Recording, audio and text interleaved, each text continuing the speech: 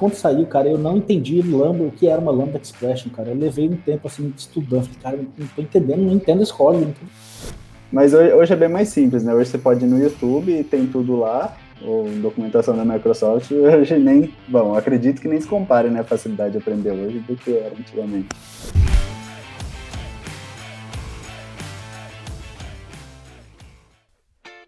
Olá, pessoal, estamos começando mais um Papo na Nuvem, o podcast da Nuvem Tecnologia. Hoje estamos aqui com a turminha da rua de trás, o pessoal que faz a regra de negócio acontecer, a galera do back-end. E o nosso papo é com o Henrique Ribeiro. E aí, pessoal, beleza? Vamos falar um pouquinho de C# hoje. Pedro Barbiero. E aí, pessoal? Na produção nós temos o Roger Sbork e Lucas Santana, e este que vos fala, Gabriel Santos, Scrum Master aqui na Nuvem Tecnologia. O papo é sobre C#, é uma das linguagens que nós utilizamos no back-end e é uma linguagem que já vem de longa data aí, né? Eu acho até que vale, a primeira pauta é dizer como nós aprendemos C#, né? Eu lembro que, na época da faculdade ainda estava meio que nascendo uma rivalidade entre o Java e o C#, que o C# era uma novidade, na verdade, né? E eu sempre olhava assim, mas na faculdade tem diversos livros de Java, né? E não tinha nada de C#, né? Era novo, né? Por outro lado, não sei se você lembra, Henrique, no site da Microsoft tinha no MSDN, né, a rede deles de desenvolvedores, tinha diversos cursos gratuitos para quem entrasse no programa de desenvolvimento, né, deles, né, assim. E, era muito melhor do que qualquer livro, era melhor do que as aulas, e para mim foi a porta de entrada, foi o site da MSDN na época. Não sei se você lembra, na época tinha umas provas que você ia respondendo, e aí se você concluísse todas as provas, você se tornava um desenvolvedor 5 estrelas. Você lembra disso? Eu lembro disso. Você fez isso também? Fiz. Tinha várias provas lá, desenvolvedor 5 estrelas, student, alguma coisa, não era... Não, era desenvolvedor 5 estrelas, acho que era desenvolvedor 5 estrelas mesmo. Sim, participei, fiz algumas coisinhas lá no ano, acho que esse já é um pouquinho, acho que é 2005, né, se eu não me engano, mais ou menos meados de 2005 que teve isso daí. E se você passasse em todas as provas, você ganhava uma espécie de cartão, né? Era tipo um cartão de crédito que lhe dava acesso a palestras presenciais, mas obviamente, né, eu nunca fui em palestra alguma, né? Mas só por ter o cartão, eu andava com o cartão na carteira, caso eu pudesse ter a necessidade de dar uma carteirada em alguém, né? Cujo qual nunca funcionou. Mas você já mexeu com o C# antes, né? Cara, eu comecei, eu também, lembrando, você falou da faculdade, eu também, na época da faculdade, eu lembro que tudo que eu queria mais mexer, na época, era mexer com Java. Né? É na época que eu escrevia Microsoft com cifrão. E eu trabalhava numa empresa e eu precisava integrar, né? Eu lembro que eu precisava integrar um sistema que era feito em Visual Basic 6 com .NET, uma solução .NET. Isso em 2002. E eu acabei indo para São Paulo para participar dessa integração e depois de muitos problemas em fazer integrar essa DLL que a gente tinha escrito em VB6 com o .NET lá, eu resolvi reescrever essa DLL que era em VB6 em C# com a ajuda do pessoal que estava lá dessa empresa, que eles trabalhavam com .NET na época, bem no início. E assim começou, cara. Depois que eu comecei a escrever C# ali, até hoje eu não parei mais. Né? Já tem aí desde 2002, né? Então, isso na época era o Visual Studio 2002, mas foi um pouquinho. Eu peguei o final do Visual Studio 2002, já comecei realmente a trabalhar profissionalmente. Na verdade, trabalhar com mais afinco no Visual Studio 2003, né? Um pouquinho depois. Mas esse foi o meu começo com .NET, né? Foi ali que eu parei de escrever o Microsoft com cifrão. E você, Pedro, como que é aprender C Sharp agora, né? C Sharp já mais moderno, digamos assim? Então, eu não sou old school aí de C Sharp, desses tempos sombrios aí. Eu comecei, meu Hello World foi em 2011, então eu já tinha passado bastante coisa, estava bem mais simples, né? Só que eu fui começar a trabalhar com C Sharp 6. E antes disso, né, já tinha os sistemas que era VB e Webforms, né? Então, tipo assim, eu era do time do Delphi, e então, apesar de ter começado recentemente, eu comecei do jeito antigo, né? Daí, quando começou a surgir os projetos MVC, né, já no ASP.NET MVC em 2017, eu comecei a trabalhar mesmo com C Sharp.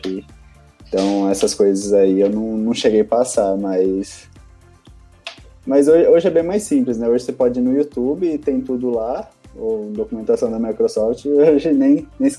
Bom, acredito que nem se compare, né, a facilidade de aprender hoje do que era antigamente.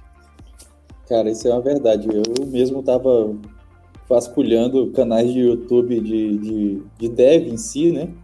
E parece que quanto mais você assiste, mais surge recomendações de outros canais obscuros e uma coisa puxa a outra, né? E tem uns canais que são realmente... Quem quer realmente aprender, o cara chega a fazer um app completo ali, né? Então, nossa, isso não existia mesmo, não. Ter acesso a essa informação...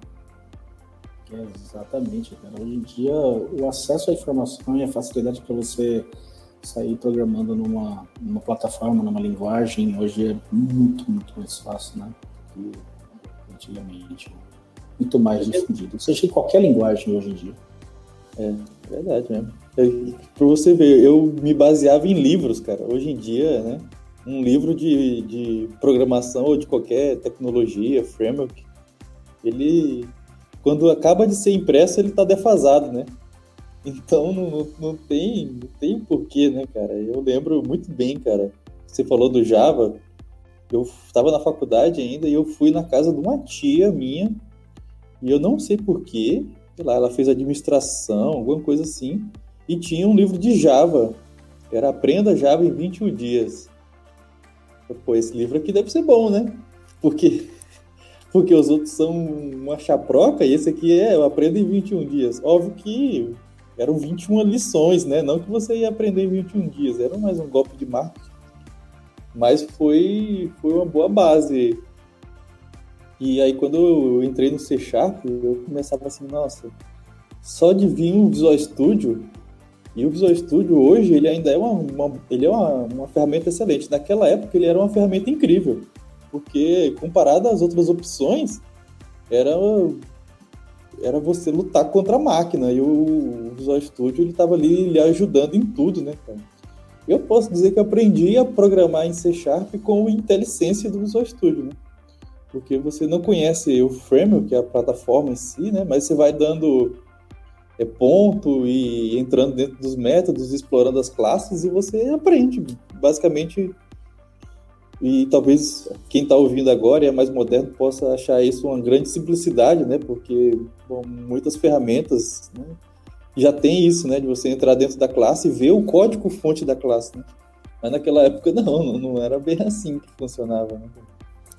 Exatamente. Você até tocou num ponto que eu lembrei aqui, que uma coisa que eu sempre achei muito até de diferencial é a documentação própria do .NET. Né? Então, quando você apertava ali um F1 no Visual Studio, o material que você tinha de help era um material rico. Não era só aquelas documentações extraídas que saem métodos e você tem... E a documentação não se diz nada, não era isso. Então, você olhava lá, você via a documentação dos autores, você via exemplos de código que te ajudavam você a fazer o que você fazia. Isso facilitava pra caramba no desenvolvimento, né? Para quem tá começando, né? Com o tempo, depois de Stack Overflow, isso acabou um pouco em desuso, mas no início era muito, muito relevante, né? Então já tem bastante documentação no site da Microsoft, mas acho que o cenário hoje é um pouco diferente, né? Mas uma coisa que eu lembro muito bem, que sempre funcionou muito bem, era essa documentação do C Sharp, do .NET, né? E aí, até o fato de você pensar assim, poxa, como que eu escrevo isso? Você poderia ir e ver o código de um programador que fez o código da classe do .NET Framework e ver como ele escreve o código dele. E aí você aprendia, né? Assim, pô, é melhor usar assim, ou descrever métodos com essa forma, né? Por aí vai, né? Até a formatação, hoje em dia, né? As ferramentas formatam código para você, mas antes não existia, não. Antes cada um formatava do jeito que achava melhor. Aí quando eu pegava o projeto de outra pessoa, você desformatava, né, cara? Tá, mas como é que foi o seu primeiro projeto, Henrique? Você que é mais old school. Teve esse, né, que você reescreveu sozinho e deu certo, né? Você topou ali na cara e a coragem. Cara, deu certo e era um projeto da área financeira, né? Tipo, na área de consulta de restrições bancárias. Então, o sistema rodava, na verdade, era uma DLL que ia ser utilizada por um sistema em Access 2097, na verdade, Access 97, VBA, né? E a gente precisava consultar os serviços de uma empresa de São Paulo, né? Toda a solução deles era isso daí. Então, basicamente, eu lembro muito bem que na época eu já tinha lido um pouquinho de C# quando eu estava para lançar, e eu vi que era muito parecido com o Java, né? O C#.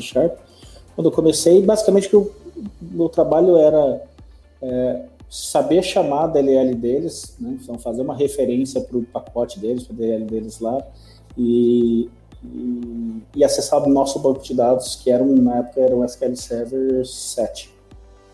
Então, eu trabalhei muito com ADO.NET ali no baixo nível, né? Nem cheguei de trabalhar nessa época, nem cheguei de trabalhar com dataset, Datadata, essas coisas que existiam, que veio um pouquinho depois, mas basicamente era uma modelagem bem, bem próxima de OO, assim, com acesso a banco e chamando os componentes deles, né?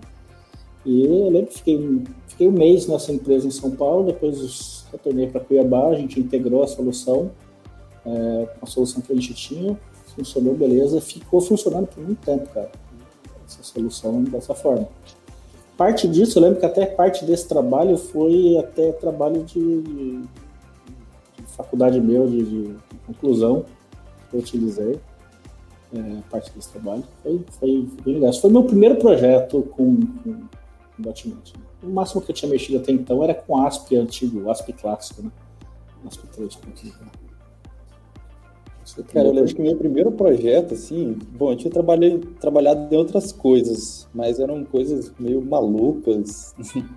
Na verdade, não vale nem muito a pena comentar, para não entrar em algum processo legal.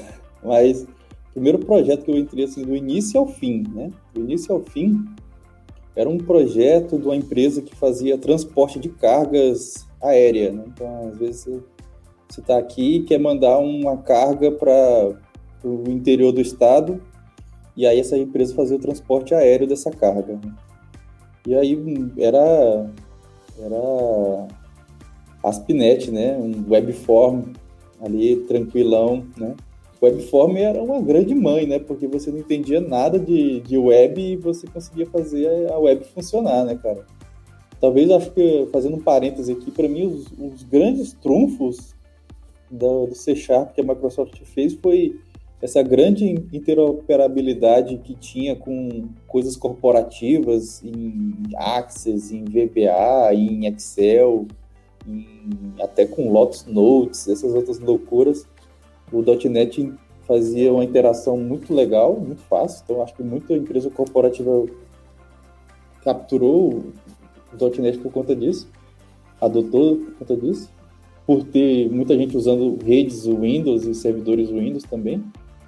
E o Webforms, que era uma porta de entrada para quem estava saindo do mundo desktop e entrando no mundo web, né? Porque ela trazia conceitos semelhantes, né? Você arrastava um botão, colocava no meio da página e não tinha... Se você quisesse, você podia usar posição absoluta, né? Não precisava nem usar tabela, muito menos div, isso aí não existia. Eu sei que... O mais comum era usar a posição absoluta mesmo. Ou seja, você soltava o controle ali, alinhava, pronto. Né? Trouxe basicamente para quem estava vindo, né, do VB6 ali, ou VB5, a galera do Visual Basic. Poxa, isso aqui é muito parecido com o que eu já faço hoje, né? Só que agora para web. Eu lembro que quando eu entrei assim no local, depois do software entregue, e vi assim, 4 operadores 24 horas usando o sistema que eu tinha feito. Pô, cara, tá vivo esse negócio aqui, as pessoas usam mesmo. Foi louco, cara. Mas era bem cru mesmo, assim, Webforms bem cru, bem tranquilo, né? Meu primeiro contato com Webforms, eu fiquei assustado, porque eu era do time do Delphi, né, e o pessoal falou, não, é igual ao Delphi. Eu falei, beleza, né, fui lá fazer, eu clicava e arrastava os componentes, mas eu nunca conhecia os componentes, não sabia como usar.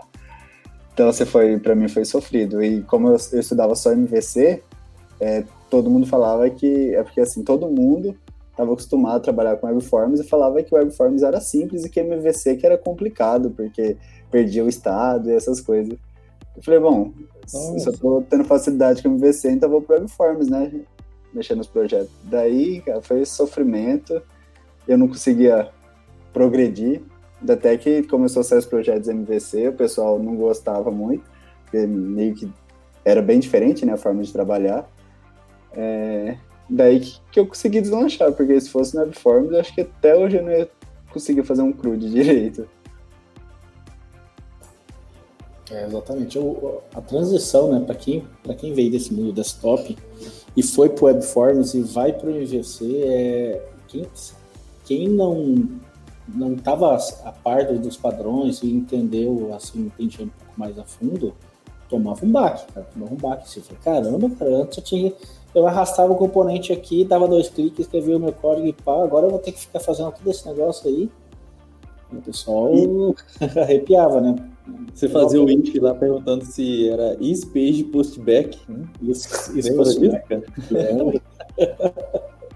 Porque o Webforms enganava você, ele mantinha, né, um view state, que ele chamava, na verdade, era um campo hidden, né, na página, com o estado da página, e ficava trocando o estado da página com as requisições, né? Só que isso era péssimo, porque o cara programava para a web e ele não entendia como a web funcionava. Então tinha muito desenvolvedor de web que a dificuldade dele não era com o MVC, com a ASP.NET MVC, era com a web. Ele não sabia o que era uma requisição, né, cara? Ele nunca tinha feito a requisição, era o Webforms que fazia para ele. Então, a dificuldade de reaprender, mas foi um passo que a Microsoft teve que fazer porque senão a tecnologia não iria acompanhar, né?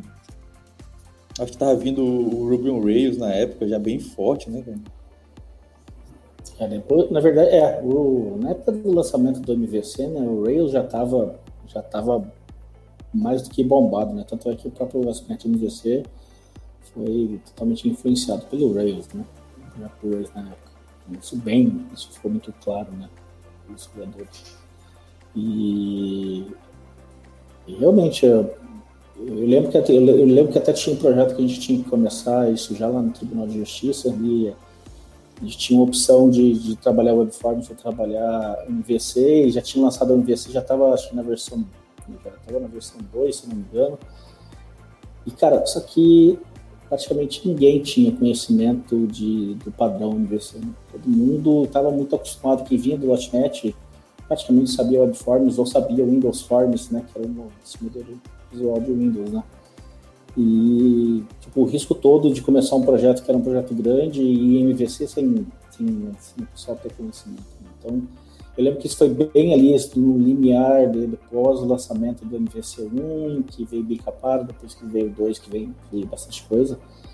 E ainda assim a gente acabou optando por utilizar o projeto do Webforms, né? Que eu lembro que posteriormente depois o projeto até evoluiu para o MVC. Mas tinha essa, né? Dificuldade de você, que era um pouco de ter o conhecimento de como a web funciona, né?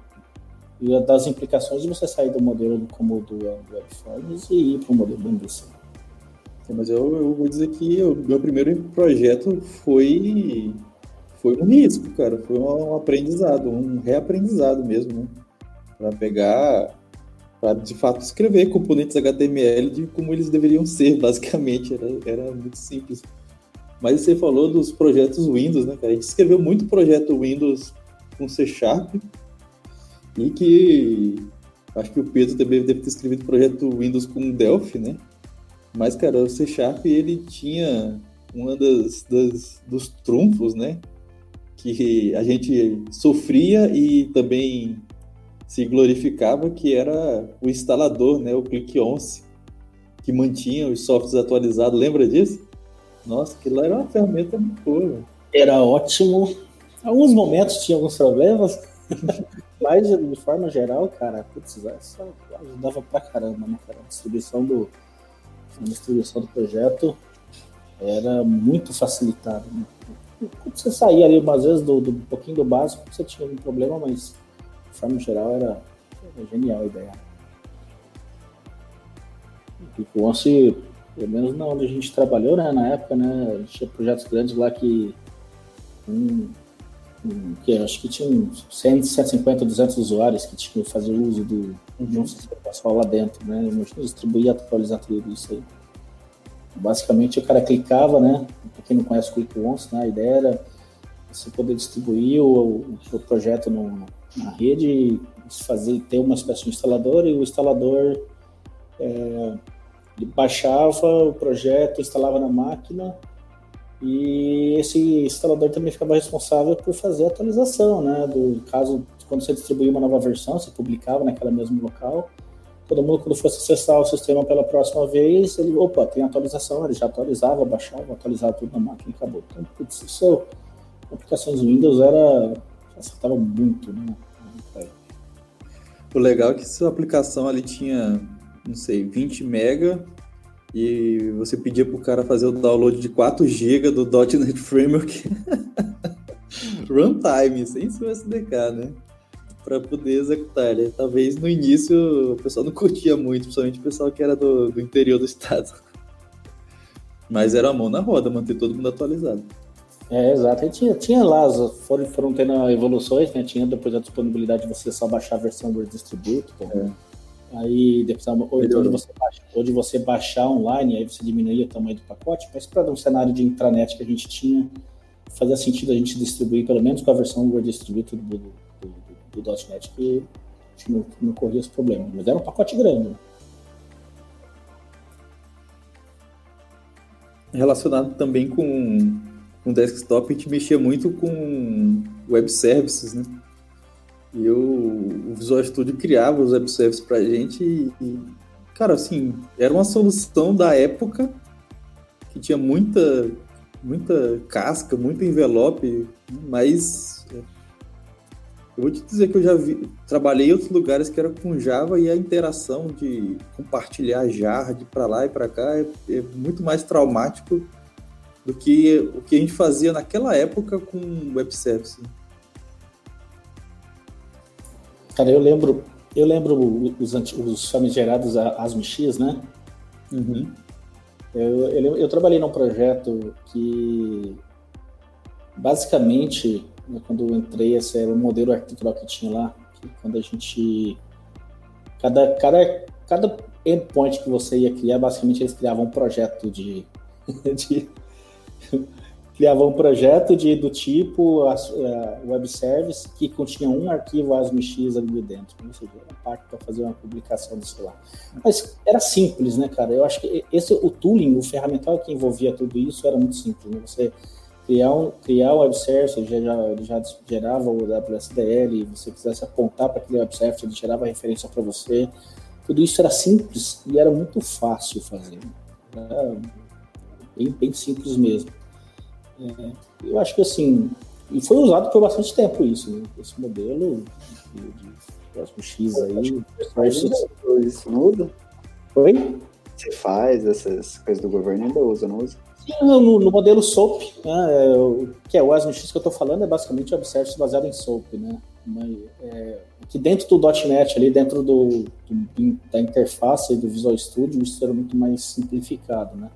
Até que se você tentasse adicionar, às vezes você tentava adicionar alguma referência de algum WSDL externo, às vezes você tinha problema.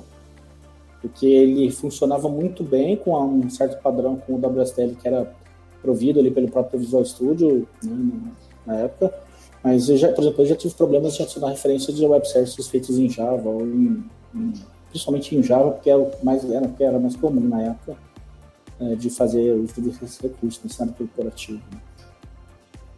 Às vezes que eu precisei acessar esses web services da vida aí, né? Na época eu usava o Visual Studio, né? Ele ajudava muito, tipo, para mim era transparente que estava em outro lugar, né? Porque o Visual Studio mapeava para você os métodos, você conseguia executar, era bem simples. Hoje eu acho que o pessoal não está mais usando muito, né? Ainda bem, ou não. Mas por exemplo, hoje em dia usando o Visual Studio já está bem mais simples. Não sei como que era antigamente, mas assim, é chato você ter que lidar com XML, né? Mas o Visual Studio ajudava bastante. Eu acho que basicamente o que você faz, por exemplo, pelo menos naquela época você criava lá o seu ASM-X, né, o seu endpoint lá, né, você colocava o seu código, externalizava ali seu dataset, né, um dataset tipado ou não tipado, né, geralmente um dataset tipado, ou externalizava a sua classe, né, desde que fosse o seu serializer. E pronto, né? O Visual Studio era responsável de gerar o WSDL, que ia ficar disponibilizado no endpoint e tal. No seu projeto você precisasse adicionar uma referência, né? Ele já listava todos os web services que tinha dentro do seu projeto. Ou se era um projeto externo, você só apontava para o endereço, ele capturava o WSDL, né? E já gerava, né, todo aquele código ali que você não precisava ter que escrever para você chamar, né? As proxies, né? Chamada dos websites. E, cara, no final das contas, você não tinha efetivamente que lidar com XML ou com protocolo SOAP ali, né? Você, basicamente era objeto para cá, objeto para lá, e o resto era tudo feito pelo Windows Visual Studio, né? Isso realmente era bem simples. Nesse ponto, né, eu não queria nem entrar ainda no cenário de você falar de WCF, né, que seria uma evolução aí, mas você chegou, Gabriel, de trabalhar com o Visual Studio 2003, você chegou de trabalhar com datasets não tipados? Sim, a gente fez muito dataset e eu lembro que no início eu falei assim, nossa, eu tenho que entender aqui esse negócio aqui, essas colunas, por que... E na verdade o conceito de dataset ele permeava o sistema inteiro, né, cara? Você ficava passando dataset, data row, data table, data não sei o quê. Isso podia ser um dataset que vinha de uma story procedure e você tinha que resgatar isso. E eu lembro até que o pessoal pegava o dataset, colocava ele inteiro no view state e ficava mantendo. Basicamente, para quem está ouvindo e não entende, o cara pegava um temporário da tabela e mantinha criptografado no campo RAID da página web. Então, basicamente, a estrutura da tabela e os registros. Então a tabela ficava com 5 MB de request subindo e descendo. Exatamente. E era uma trabalheira, né, cara? Você ia fazer um dataset, por exemplo, você tinha que ir lá, você tinha que criar o datadap, arrastava o balãozinho. Os balãozinhos, o Pedro deve conhecer os balãozinhos do Delphi, né? Delphi tem os balãozinhos que você arrasta, né? Mas você arrastava o balãozinho do datadap lá, do connection, ligava as coisas lá, mapeava o dataset e aí você tinha que fazer o insert command, o update command, delete command, o select command, isso tudo era na mão, isso no Visual Studio 2003, eu tinha que fazer isso tudo na mão, cara, era um parto. Eu lembro quando anunciaram o C# 2, né, o Visual Studio 2005 ali, lançaram, eles vieram com o conceito do dataset tipado, onde você fazia query e ele já gerava tudo isso de uma forma de um dataset tipado para você. Falei, nossa, cara, aquilo ali encheu, até escorreu uma lágrima, assim, quando eu vi aquilo lá. Mas querendo ou não, o Visual Studio ele fazia muito código gerado, que o pessoal reclamava, porque ele gerava o código, mas gerava um código, pelo menos ao meu ver, de boa qualidade, né? E você olhava ali o código que ele fazia, pô, não tinha muito erro, era aquilo mesmo, né? E eu até vejo hoje outras linguagens, né, utilizando Code Generation para evitar até você ficar copiando e colando muito bloco de código que é idêntico, né? sei lá, hoje em dia o pessoal faz muito bloco de código para controlar o estado da página, né? Mas o bloco de código é basicamente idêntico, né? Então você faz um code generation para gerar isso. E ele já fazia isso naquela época, né? Do jeito dele ali, numa classe parcial do C#. E eu vou dizer, eu aprendia muito olhando o código gerado do Visual Studio para entender como que ele estava funcionando por detrás dos panos, porque às vezes você selecionava uma propriedade visualmente no Visual Studio, mas ele estava gerando um código C# ali por trás, né? Eu lembro também que quando surgiu o dataset tipado, já era generics, né? Já foi no C# 2.0 ali, com o Visual Studio 2005. Foi com o lançamento de generics. Então, você estava escrevendo código brutalmente procedural e de repente surgiu o generics. Para mim foi uma revolução, cara. E entender tipos genéricos também me veio com reflection, né? Entender você fazer o seu código, entender o próprio código, né? Digamos assim, né? Com reflection. Buscar coisas dentro dele próprio em tempo de execução. Nossa, era muito legal, cara. E foi um conceito, digamos assim, comparado com a linguagem rival da época, né? Com Java. Nossa, o Java demorou muito tempo para adotar um tipo genérico, né? Exato. Lembro que a gente usava muito, eu usava muito, né, na época do pré-2.0, né, a gente tinha as classes lá, Relist, Dictionary, né, tudo que você tinha que ficar fazendo casting, né, tudo baseado em Object, né, que era uma classe genérica, não eram genéricas essas classes, né, e com o lançamento do 2.0, cara, foi assim, o 2.0, na verdade, ele veio com bastante, uma evolução bem grande, né? Assim, digamos assim, que é o C# pronto, digamos assim, depois que lançou 1.0, 2.0, bom, beleza, acho que era aqui o primeiro patamar que a gente podia chegar. Eu tô vendo aqui, 2.0 veio com métodos anônimos. Poxa, o pessoal tá trabalhando até hoje com métodos anônimos, né? Que são funções ali, né? Exato. E era um conceito disruptivo na época. Se fosse fazer isso no C# 1, né? Se fosse trabalhar com eventos, por exemplo, que eventos é uma coisa que veio já dentro do C# 1, se você for trabalhar, que se você quisesse fazer ali um jogo de evento, né, na hora que acontecesse um evento, chamar uma função, você tinha que ser um método mesmo, né, você tinha que ter um método declarado dentro do corpo, né, você não podia ser uma função anônima como tinha em 2.0, isso permitiu, né, já era preparando o terreno do que vinha na 3.0. Né. Mas a versão 2.0, assim, eu tô até olhando aqui a minha colinha aqui, né, genérico, prototype, anonymous methods, nullable types, que era uma coisa que não tinha, cara, nullable types também, nullable value types, né, possibilidade de você deixar um campo nulo para um value type, um int, por exemplo, né, não tinha, como é que você administrava isso? Eu lembro que com dataset, quando a gente trabalhava muito com dataset, né, então, com dataset você tinha que ir umas funçõezinhas para ficar verificando e tal, se o valor que estava lá era nulo ou não. E até por interoperabilidade, né? Tinha muitas coisas que poderiam vir nulos, e isso, para você escrever, era tipo infernal. E os campos nullable, né? Que permitiu ser nulo ou não, abriu essa brecha. E hoje em dia a gente quer voltar para o não nulo, né? De bloquear coisas nulas, né, como feature da linguagem, né? Mas foi um momento necessário que ajudou grande parte do desenvolvimento. Né? Eu tô vendo que no C# 2 veio o getter e setter. O getter e setter, na verdade, ele veio desde a versão 1. Na 2 você podia ter nível de acessibilidade diferente, né? Você poderia deixar o set private, por exemplo, né? Você não tinha, né?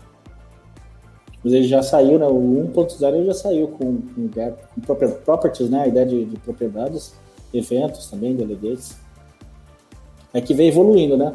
Anonymous methods para delegate. Tá, então vamos pular para a versão 3 de 2007, que tinha Lambda Expressions. Esse aí foi outra paulada. Hoje em dia a gente ainda fala sobre funções lambdas, né, cara? Lá tinha Lambda Expression, tinha link. Já tinha link, acho que já, né? Veio junto com o outro. Assim, no 3.0 veio o link, que era uma linguagem de query que você podia fazer de uma forma, assim, digamos, mais palatável, né? Para você entender o seu código. Exato. Você poderia escrever as suas consultas ali, né, na chamada dos métodos, né, encadeando ele, ou você escrevia na forma de consulta mesmo, né, query language ali, né, integrate query language. E era bonito, né, para você escrever assim, pelo menos no início. Eu lembro, cara, que quando lançou isso, eu vi um post, eu não me lembro de quem era, mas eu sei que o cara implementou um algoritmo de ray tracing com um link que, cara, era gigantesco, cara. Eu falei assim, meu Deus, esse cara, eu vou levar 1 milhão de anos para entender o que isso aqui faz. Eu lembro muito bem que, cara, que quando saiu, cara, eu não entendi o que era uma Lambda Expression, cara. Eu levei um tempo, assim, estudando. Falei, cara, eu não tô entendendo, não entendo esse código, não entendo o que isso aqui faz. O dia que eu olhei para aquilo lá, eu falei assim, isso aqui é um delegate. Isso aqui é um delegate, cara. Nossa, isso aqui é muito mais simples. Meu Deus do céu, pô. Realmente, agora tudo faz sentido. Agora eu tô entendendo. Eu entendi o link quando falaram que era para fazer tipo um SQL nas listas dos array. Porque começa, né, from, array, né, o lista, e coloca o where, faz essa linguagem, né? Foi fácil a adoção dele porque você fazia queries muito parecido com uma query SQL, né? Você só trocava o select para a última linha e basicamente sua query SQL estava quase funcionando, né? E você ainda podia ter um plus de colocar um C# ali no meio e fazer uma condicional, alguma coisa no meio dessa query, né? Isso que era bom, que era em C#, não ia dar erro em tempo de estava executando a query, né? Já ia dar erro na hora de compilação, já. Então, e eu não sei se nessa época aí já tinha o Entity, mas atualmente, né, o Entity transforma isso em SQL, né? Esse aí então, foi o lançamento do Entity, né, no C# 3, que a gente teve o lançamento do Entity Framework. Primeiro veio o Link to Entities, né, Gabriel? Isso. Era Link to Entities, que teve um tempo curto de vida aí. Depois o F usou em produção o Link to Entity e era super 10. Cara, tinha uma galera que usava, cara, até um tempo atrás aí, assim, vamos por aí, né, já tem uns 5 anos pelo menos, mas que a galera ainda utilizava por uma questão de performance, né, tipo, num cenário reduzido de uso, ele tinha uma performance boa em relação ao EF. Isso antes, né, pré-F-Core. E eu acredito, posso estar errado, mas nessa época já tinha alguma versão do F#, não? Já. Eu não me lembro a data do lançamento do F#. Vou até procurar aqui, mas o F# ele parecia um balão de ensaio do que poderia entrar na C# depois, né? Sim, cara. Até hoje você vê o tanto de coisa que tem no C# e você olha assim lá já tinha isso no F# há bastante tempo. Você pega hoje, por exemplo, o pattern matching, e cada vez está entrando mais coisas de pattern matching no C#. Cara, no F# você tem isso aí já há muito tempo. Muitas mais opções. Então já tinha sim isso no F#. De quando que ele é mesmo? Não, ele nasceu em 2005. Né? Aí ele ficou uns anos lá maturando, até a Microsoft levar ele mais a sério. Mas acho que foi muito das equipes que estavam lá traziam boas ideias pro C#, e que o C#, ele, de fato, é inegável, nasceu ali como uma cópia do Java, ou para ser concorrente, mas ele não ficou nisso, né? Ele tinha uma abertura, digamos assim, de pegar o que estava de legal nas outras linguagens e incorporar, seja no Ruby, seja no Python, tinha o Iron Python na época, né, que era da Microsoft também, e fazia um balão de ensaio ali, testava, e quando o pessoal começava a entender que isso iria funcionar, adicionava na linguagem, né, tanto que hoje o C# é uma linguagem, digamos assim, híbrida, ao meu ver, né, porque ela transiciona muito entre o funcional e orientado a objeto, né?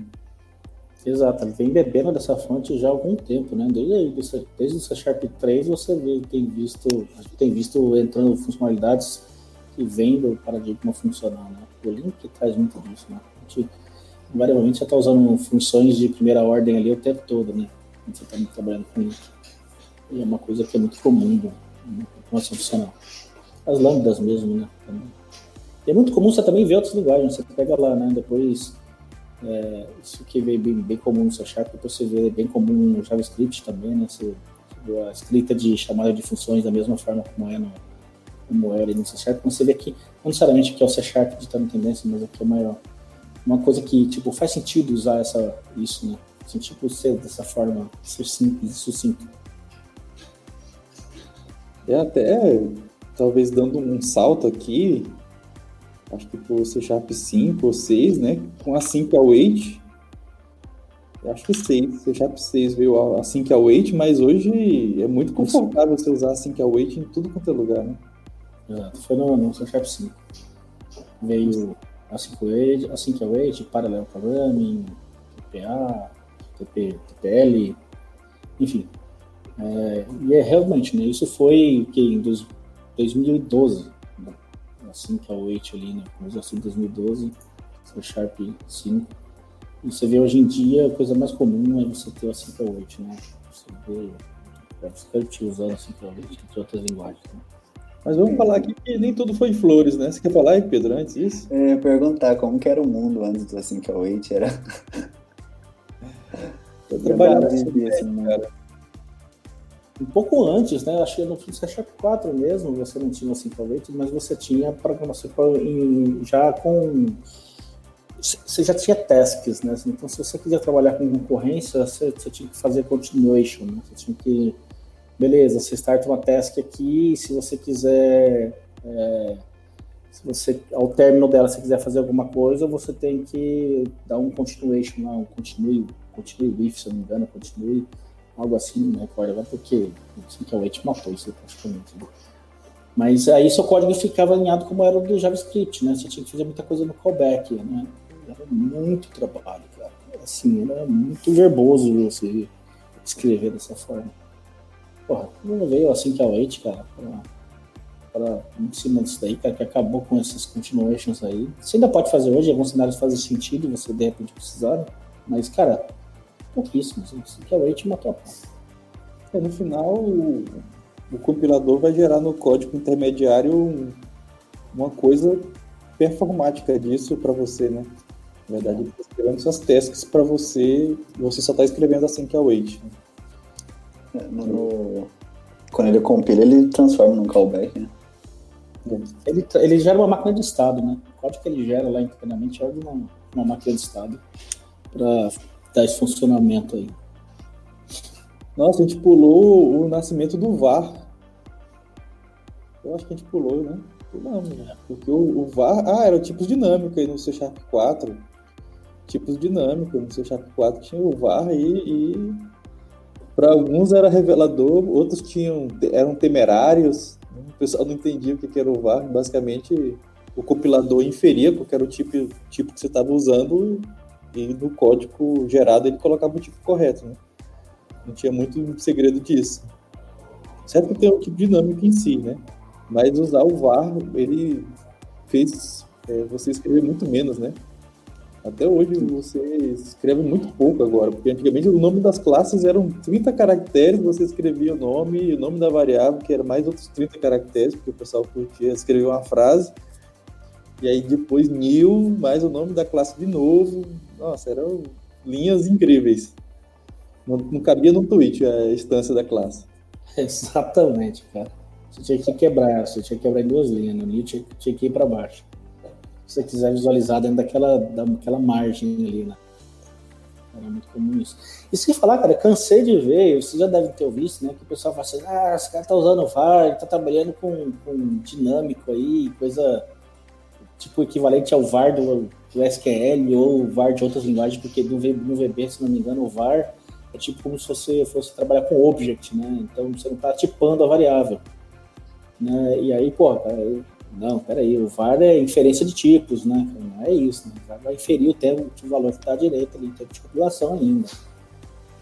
Eu cansei de ver a galera achando que o VAR era tipo late binding, né? Você ia ter cenário de jogar com um object da vida ali.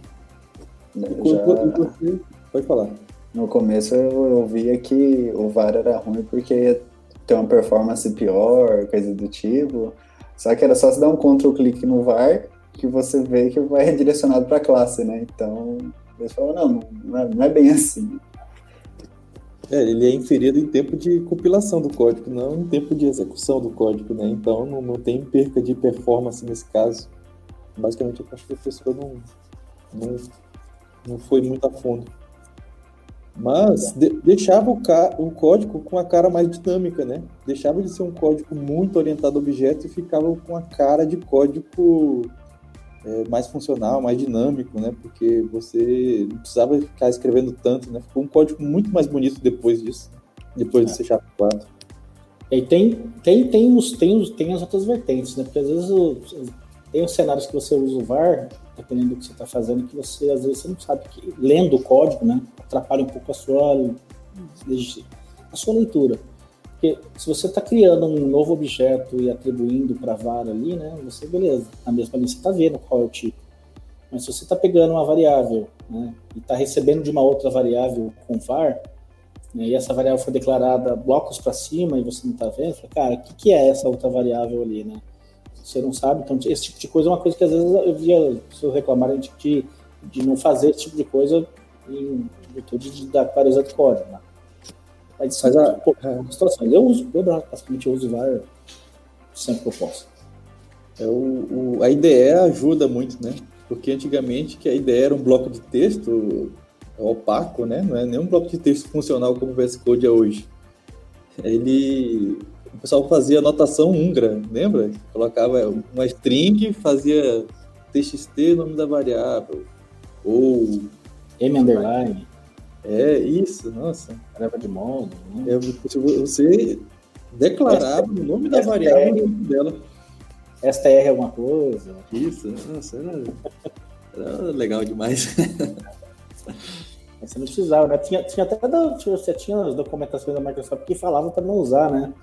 Notação húngara, porque agora porque com os editores e ideias ricos, né, não era mais necessário, explicando, né? Explicar para o pessoal por que usava esse tipo de coisa. Eu garanto, cara.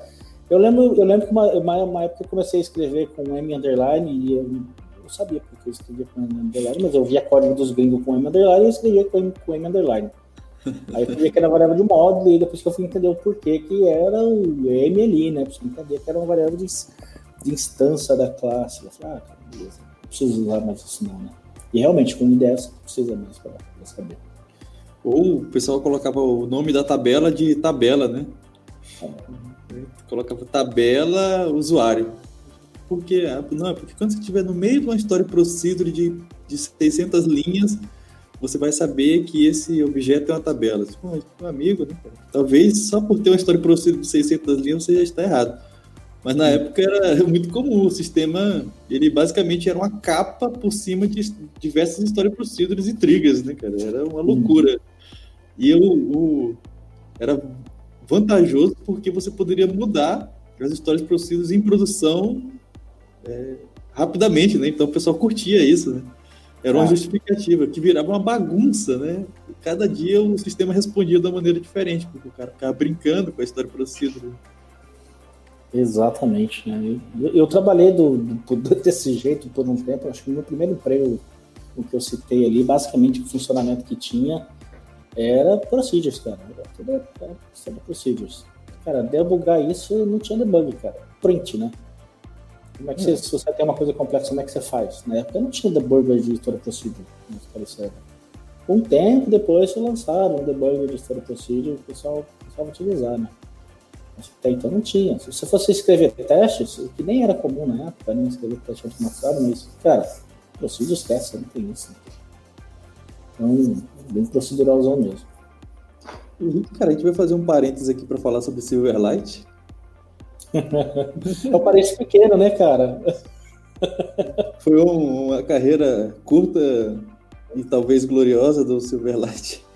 Silverlight, para quem está ouvindo aí, nunca ouviu falar, era uma iniciativa de fazer um Flash mais corporativo, talvez, que o Flash tentou ser com Flex na época, muita gente fez sistema inteiramente em Flex, basicamente era um Flash para fazer formulário, e o Silverlight tinha uma ambição de ser mais que isso, né?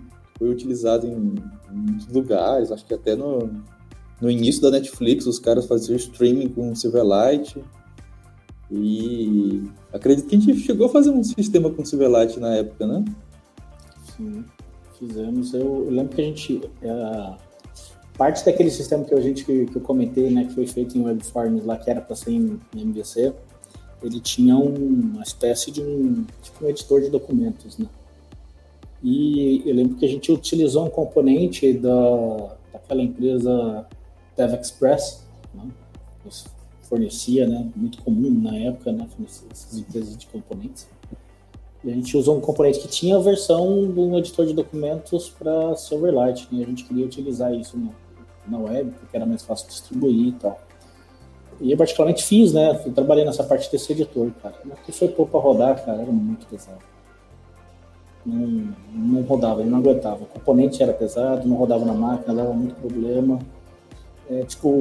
Ele era legal, o Silverlight era legal para você fazer coisas menores, cara. A gente fez um editor de documento que era no estilo Office na época, né? No estilo Word, né? Mas os nossos clientes, digamos assim, eles eram bem ambiciosos, né? Eles queriam um Office integrado rodando numa janela do navegador deles. Exatamente. E aí eu lembro que assim, cara, a gente colocou no ar, deu problema e cara, voltamos pra prancheta e falou, cara, vamos ter que ir lá pro Take Once que funciona, né, com Windows Forms. E aí a gente desfaz tudo aquilo lá com montoeira porque Silverlight, basicamente, tudo que você tinha de comunicação assíncrona, você tinha que trabalhar com aquele callback, né, era característica do Silverlight. E aí, beleza, vamos converter isso para Windows Forms. Cara, que parte, converter toda aquela montoeira de callback, toda a arquitetura que a gente já tinha feito, tentar reaproveitar ao máximo o código, e no final conseguimos, funcionou. O mesmo componente, né, o componente que a gente estava utilizando ali, que era o Silverlight, que era da DevExpress, a gente tinha, né, na época a gente tinha assinatura da DevExpress, a gente tinha o mesmo componente para Windows Forms. Cara, funcionou muito bem, se não estiver funcionando até hoje lá, né? Não acredito que está até hoje, sim. Nosso código tá rolando, né? Cara, eu comentei isso porque talvez o Silverlight foi a brecha para um time mais interno ali da Microsoft adotar o Mono, e porque eu tinha que rodar no Mac e no Linux, né? Era uma coisa web.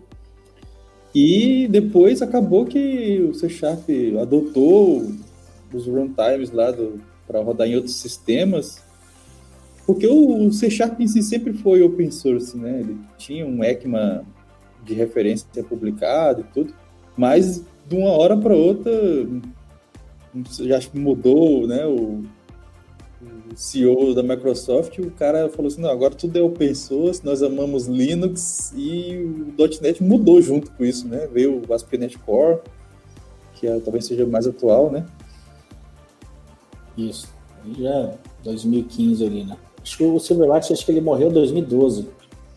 Começou em 2007 e em 2012 ele morreu. Morreu porque a Adobe matou o Flash, né? Veio toda aquela conversa dos grandes players de acabarem com o Flash, com os problemas que tinha. Cara, o Silverlight morreu junto com o Flash, né? Toda aquela iniciativa, todo aquele modelo de... E estava vindo também o HTML5, né? A promessa do HTML5, né? Sobrepor toda essa que existia até o momento, né? E tanto é que foi, né? O HTML5, né? Não estou dizendo que é a mesma nível, não é a mesma tecnologia, ela é realmente diferente, mas matou os navegadores, felizmente, né? Aquele IE6, 7 lá, com o tempo morreu, parecia que nunca ia acabar os problemas de você desenvolver para Internet Explorer, né? Que realmente era um parto. hoje em dia, para quem está desenvolvendo e que não passou por esse período dark do web aí, cara, nossa, fazer uma página para funcionar em múltiplos navegadores, o cara tinha que ser muito bom de CSS, hein, cara. Acho que talvez seja daí, cara, que deve ter vindo meu trauma com CSS. Meu trauma de CSS, hein, cara. Não, eu também tenho trauma com CSS, cara. Eu quase que já desisti, de vez em quando eu arrisco, mas sempre com um pé atrás. CSS, ele se tornou um mundo, né? É um tópico até para outro episódio. Mas eu acho, cara, hoje, por exemplo, o pessoal ficar sabendo, a gente desenvolve ASP.NET Core no Mac para rodar, provavelmente está rodando na nuvem, né? Está rodando no Linux. E esse código nem ousa pensar em rodar em algum tipo de Windows, né? Então, o C Sharp, ele quebrou essas correntes mesmo, né? Foi um movimento ali que veio com o Mono, o Sharp Developer, que era uma outra ideia aí, concorrente. Cara, veio com o Mono para games, né? Nossa, veio uma ideia do pessoal usar C Sharp. Talvez porque a Unity também adotou o C Sharp, né, depois. Acho que boa parte dessa evolução ela veio por causa do cenário de nuvem, né, cara? A Microsoft olhou para trás e falou assim, peraí, cara, tem uma linguagem que basicamente só funciona em Windows, mas fora do mercado, se eu vou entrar para a nuvem, eu preciso fornecer infraestrutura para todo mundo, e eu não tenho uma linguagem que funcione em tudo, né? Não tenho uma plataforma que funcione em tudo, vendo que o futuro era futuro na nuvem, né? Então já demorou, né? Obviamente que a gente tinha outras iniciativas, né? Como você falou, no Mono, o Mono já estava no mercado aí já há algum tempo, né?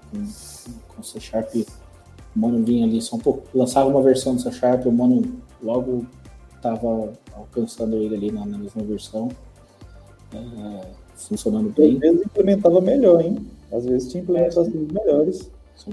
Os caras eram bons ali, até que depois foram incorporados, né?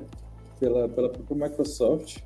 Aí veio Xamarin, o Xamarin, agora Maui, mas isso aí também eu quero fazer um outro episódio só para falarem bem ou mal do Xamarin. Eu não vou me meter nessa confusão aí. Cara, mas para terminar, Henrique, eu queria começar a falar um pouquinho da performance hoje do C Sharp, exclusivo do ASP.NET Core, que eu acho que é o que a maioria das pessoas usam C Sharp, né?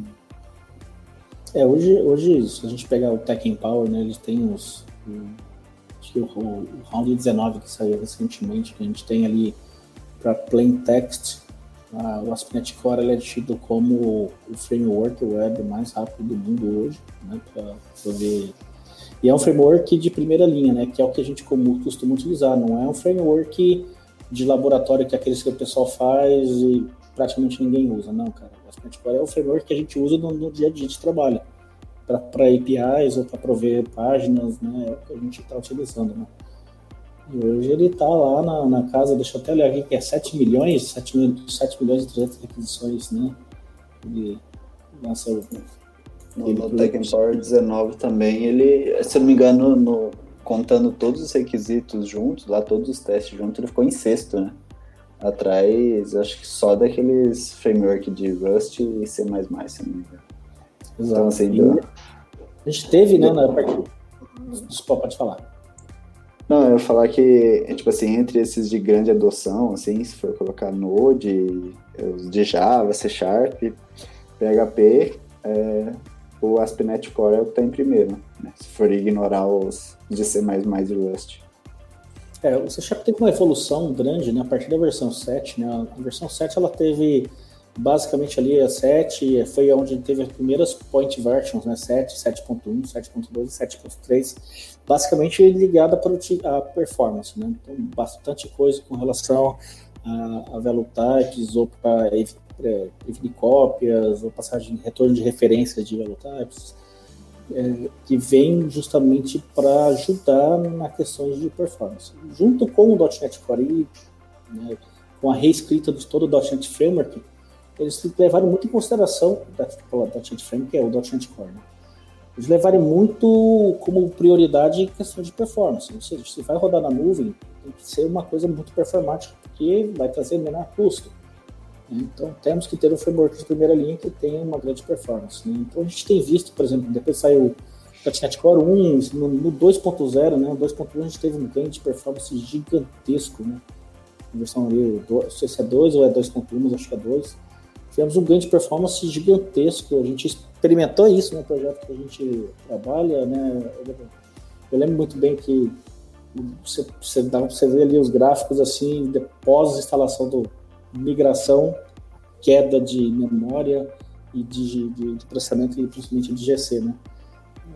Então, o trabalho que eles têm feito a cada iteração um trabalho muito bem feito. Com a versão 3 também, a 3.1, teve também uma redução boa no consumo de memória, também no consumo de GC. Então, eles têm investido muito, muito mesmo. Eu vi até uma matéria, um comentário, acho que foi no Twitter, né? Acho que o próprio C# substituindo o código em C, C++, em alguns projetos, em algumas áreas, que não faz mais sentido, que eles conseguem atingir o mesmo nível de performance do C e do C++ em alguns pontos, né? Basicamente trabalhando com tasks, principalmente com o expand-T, né, que saiu ali, né, para você reaproveitar oferta de memória e tudo mais.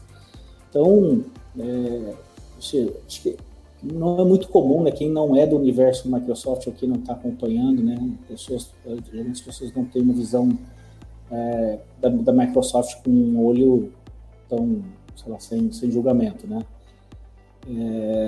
Mas quem olha e vê os benefícios, cara, de hoje, questões de performance e adoção, você pega, acho que hoje saiu, né, recentemente saiu agora uma avaliação da Stack Overflow, né, colocou lá que o ASP.NET Core é o framework web mais amado, né, segundo a pesquisa deles. Saiu o Stack Overflow Survey 2020, né? Eles tem as perguntas deles e numa das perguntas eles relacionaram as pessoas que trabalham com as linguagens, né, e com as que querem manter trabalhando na linguagem que está, na linguagem framework, né? E o ASP.NET Core é o que está em primeiro, está na frente de React, Express, esses aí que o pessoal está empolgado também. Mas o ASP.NET Core ficou classificado como mais, na tag que está mais amado, né? E aí a gente tem ainda a evolução, né? A gente está falando de performance, é uma coisa que eles têm olhado muito. A gente também teve recentemente, em setembro de 2019, a gente teve aí o lançamento do C# 8, né, também, que veio preparando o terreno para parar de trabalhar com nulo, né, ou pelo menos ser mais assertivo, né, na hora de você trabalhar com tipos nullables. É uma coisa bem interessante. É estranho você estar escrevendo código para o C# normal e de repente você começa a escrever com um não nullable, então você tem que tomar cuidado com um monte de outras coisas que você não tinha.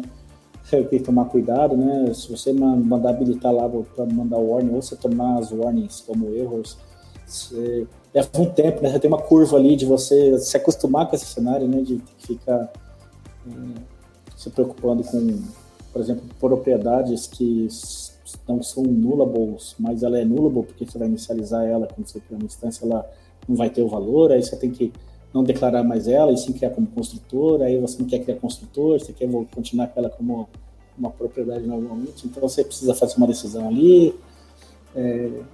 O que vem, algumas coisas que vêm já para serem resolvidas até um pouco no C# 9, né, que foi até anunciado recentemente, em Records. Eu queria só comentar que muito a gente fala da performance, dessas questões, por exemplo, do nulo também, de fazer muitas checagens, de usar muitas exceptions. Isso vai do bom programador saber escrever um bom código, né? Porque por mais que o framework, o pessoal lá dentro está trabalhando para escrever ele de uma forma performática e você faz de tudo para sua aplicação ser o contrário de performática, né? Então, talvez até, de fato, eu acho valioso, né, estudar linguagens, por exemplo, como o Rust, né, que vai te desafiando a escrever um código simples, né? Porque você tem que entender o que você está escrevendo, né? E aí, por exemplo, quando você abre mão, né, de ter propriedades nulas, como você falou, você tem que realmente pensar que seu código ele não vai tratar o não nulo por você só porque sim. É por você que tem que pensar que ele não pode ter a situação de estar nulo, né? Então, é uma outra forma de escrever o código. E aí, como você falou, cara, acabou de sair, né, o 8, algumas coisas bem legais, e a gente está até aprendendo a fazer as coisas legais do 8, e já foi anunciado coisas legais do 9, e eu nem sei se dá tempo de comentar aqui coisas do 9. Acho que dá para falar rapidinho, assim, acho que é importante, só bem breve do 8, porque do 8 a gente teve ali mais adição de pattern matching, que é legal, né? Vem sendo adicionado mais novos padrões, né? De novas formas de você fazer pattern matching, using declaration, streams assíncronas, é uma coisa que se você queria fazer você trabalha com enumerable e você quisesse trabalhar de uma forma assíncrona, quisesse criar uma string assíncrona, você não conseguia. Então, uma coisa que é importante, né? A partir desse momento agora você pode trabalhar com streams assíncronos. Você também conceito de índices, né, e rentes para você fazer slicing, que é uma coisa que é muito comum nas linguagens de hoje em dia. Você vai ver as linguagens mais modernonas aí, que saíram mais recentes, você tem isso muito comum. Mas você também tem linguagens mais antigas, como o Python, também tem isso já há bastante tempo. Então, bastante coisa a nível de produtividade, né, e melhoria de escrita de código ali, né, saindo até algumas coisas, puxando mais coisas ainda do funcional, né, pattern matching mesmo, uma delas ali. Aí o 9 veio com, cara, o que já estava faltando há muito tempo, né, cara, o principal deles, records, né, ou seja, eu quero só uma estrutura de dados ali para me carregar minhas informações e que me dê uma comparação, que seja imutável e que me traga uma comparação de igualdade a nível de valores, né? E eu não tenho que escrever 30 linhas de código boilerplate para tudo isso, que é horrível, né? Então, cara, isso da forma como eles pensaram, ficou genial, ficou simples, eu, assim, gostei da proporção que eles fizeram, estou empolgado, assim, com o que vem no C# 9, né? Aí previsto para novembro, né? Se não me engano.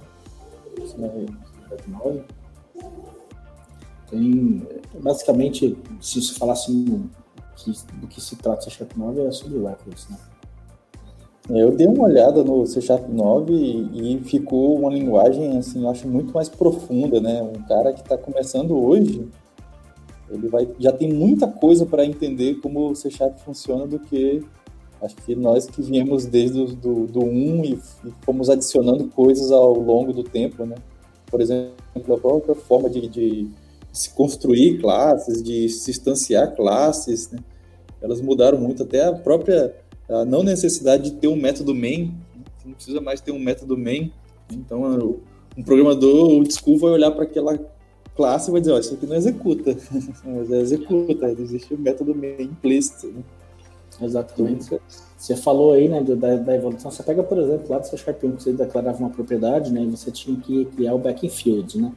Você tinha que colocar lá private field, né? Aí você tinha que ir lá colocar o getSet aberto, né, implementado, retornando. Depois você teve uma evolução, né, que você poderia só colocar getSet, né? Depois, antes ainda você teve a possibilidade de você pôr modificador, depois você teve o getSet, aí você pega do C# 9, por exemplo, você teve expression query, né? Você não precisa mais pôr as chaves, né, ali, né, envolvendo o bloco de código, só a setinha, né? E agora no C# 9 você tem o init, né? Para você poder falar assim, o set dele é só quando você vai inicializar essa classe, né, no construtor. Então, justamente isso que você falou, né? Uma evolução que quem pega agora e vê, provavelmente não vai fazer, ou sei lá, se for fazer, vai ter que recorrer a uma documentação para olhar como é que faz isso, né? Porque é fora do comum hoje, né? No C# 9, o que eu mais gostei foi no construtor, que você consegue colocar a propriedade e não precisa fazer igual a gente faz hoje, lá um private, read-only, para fazer uma injeção de dependência, uma coisa do tipo. Mas você consegue colocar a propriedade direto no construtor e ele já vai fazer isso sozinho para você. Então, para mim, essa é uma melhoria que eu já esperava por causa do Dart, né? Tipo, o Dart já faz isso, quando eu vi isso, eu achei maravilhoso. Agora o C# vai beber dessa fonte também. E outra coisa legal vai ser os Code Generators, né? Que é um Code Generator... eu não entendi direito onde ele vai ficar, mas para quem em termos de compilação, né? Mas parece que você não consegue ver ele, mas tem como você ver, né? Tipo, por exemplo, tem linguagem que gera um código, mas o código fica ali na IDE, né? Ele gera um arquivo, fica ali, né? E o C# tá vindo com isso aí. Parece que é para trabalhar com essas questões de reflection, né? Fazer em tempo de compilação e tal.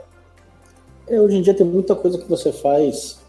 Hoje, vou pegar lá o emit de linguagem em tempo de execução, né? Algumas coisas são feitas assim porque você não tem um code generation, né?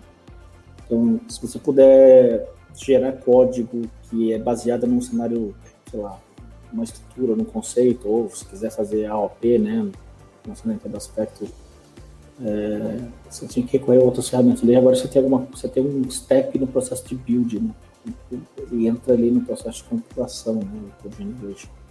Você pode escrever o seu código que, basicamente, ele vai olhar para o resultado da sua compilação inicial e vai enxertar mais código, gerar mais código para depois ele concluir o processo de build geral o binário, né? O que, cara, vai reduzir bastante coisa, cara, em termos e trazer performance para cenários que hoje, pelo fato de você não ter isso, ou você tem que fazer de forma dinâmica, ou você tem que usar uma ferramenta externa para fazer. Você vai poder fazer isso dentro do seu processo de build. Coisas super legais virão.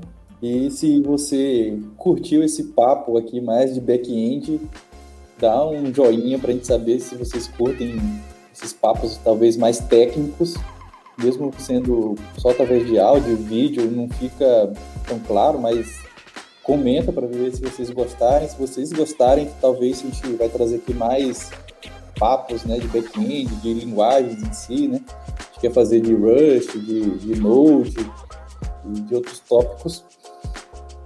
E, bom, se você gostou, siga a nossa página no Instagram, @nuvemtecnologia, no YouTube também, Nuvem Tecnologia. Siga a playlist, tem a playlist do podcast Papo na Nuvem, né? Também estamos no Spotify, no Deezer, e temos um e-mail, se você quiser concordar, discordar, participar, paponanuvem@nuvem.net, e a gente entra em contato com você para alguma coisa. Obrigado pelo seu tempo ouvindo, obrigado pelo seu download, e no mais, nada mais. Falou, pessoal! Falou, galera! Falou!